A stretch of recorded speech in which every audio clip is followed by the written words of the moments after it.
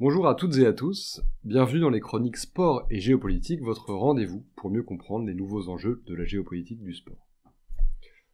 Aujourd'hui, nous allons voir ensemble comment le dopage est devenu un enjeu géopolitique majeur au XXIe siècle, en même temps qu'un instrument de puissance. États-Unis, Russie, Chine, aujourd'hui les conflits liés à la lutte anti-dopage sont nombreux. Ils reflètent la géopolitique mondiale telle que nous la connaissons. Mieux, ils en sont devenus partie preneur. Plus vite, plus haut, plus fort. Depuis 1924, la devise olympique appelle à la haute performance et au dépassement de soi. Pourtant, face à la multiplication des affaires de dopage et aux risques sanitaires encourus par les sportifs depuis les années 1980, le CIO décide en 1921 de rajouter le mot « ensemble » à la fin de la citation pour encourager à la solidarité entre les États. Mais les problèmes de gouvernance de la lutte antidopage demeurent. Depuis le lendemain de la Seconde Guerre mondiale, le dopage est inhérent au sport de compétition. Durant la guerre froide, les deux blocs communistes et capitalistes couvrent leurs athlètes et cherchent à améliorer leurs performances grâce à des produits illicites. Pour Moscou et Washington, l'argument du dopage est aussi un biais rhétorique destiné à décrédibiliser l'adversaire. Durant les JO de 1980 et 1984, respectivement en URSS et aux États-Unis, les processus de lutte antidopage sont ralentis par les autorités locales pour stimuler les résultats durant la compétition. Les années 1980 marquent une généralisation du dopage à mesure que les États émergents pénètrent l'espace sportif mondial. La Chine s'illustre notamment par 11 athlètes testés positifs aux Jeux asiatiques de Séoul en 1986, ou par une lettre écrite en 1995 par 9 sprinteuses chinoises dans laquelle elles dénoncent des pratiques dopantes inhumaines à leur encontre. En réponse, le président du CIO, Juan Antonio Samaranch, décide d'instituer une juridiction spécifique au sport et fait créer le tribunal arbitral du sport, le TAS. Selon le CIO, le TAS est une institution indépendante au service du sport dans le monde entier. Il s'occupe de trancher tous les litiges juridiques en lien avec le sport. Mais cela ne suffit pas. L'affaire Festina, sur le Tour de France en 1998, engendre une nouvelle prise de position des autorités du sport. Pour la première fois, la démocratisation du dopage chez les cyclistes apparaît au grand jour. Un an plus tard, le CIO décide de créer l'Agence mondiale antidopage, l'AMA, pour, je cite, promouvoir, coordonner et superviser au plan international la lutte contre le dopage. Fermez les guillemets.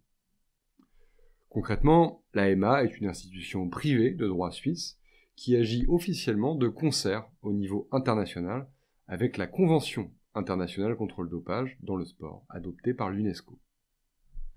En 2004, l'AMA impose le code antidopage aux instances du sport mondial.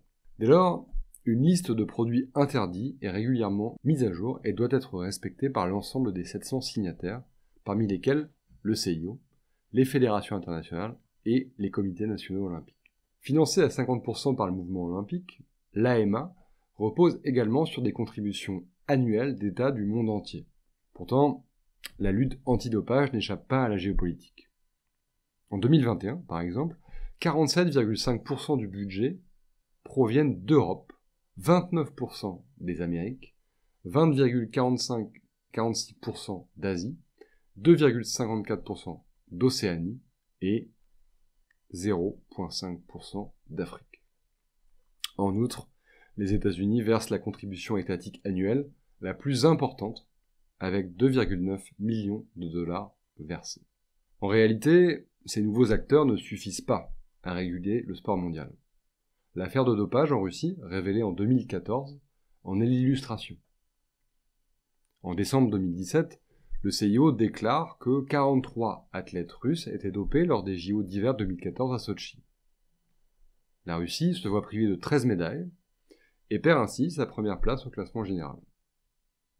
2 mois plus tard, le TAS retoque la décision jugée hâtive et blanchit 28 athlètes russes. Conséquence, la Russie repasse devant et peut à nouveau se vanter d'avoir remporté ses propres Jeux Olympiques. Pour Vladimir Poutine, cette décision est l'expression de l'incompétence des instances internationales de la lutte antidopage. Pour Thomas Bach, le président du CIO, ce jugement est en revanche extrêmement décevant et surprenant. Cette affaire dans l'affaire est l'illustration des difficultés et des contradictions auxquelles font face les différentes instances internationales de la lutte antidopage.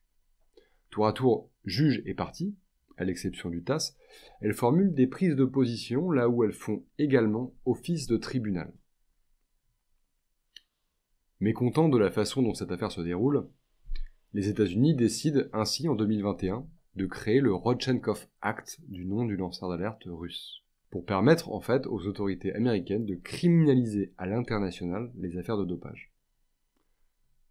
La guerre froide du sport serait-elle de retour ?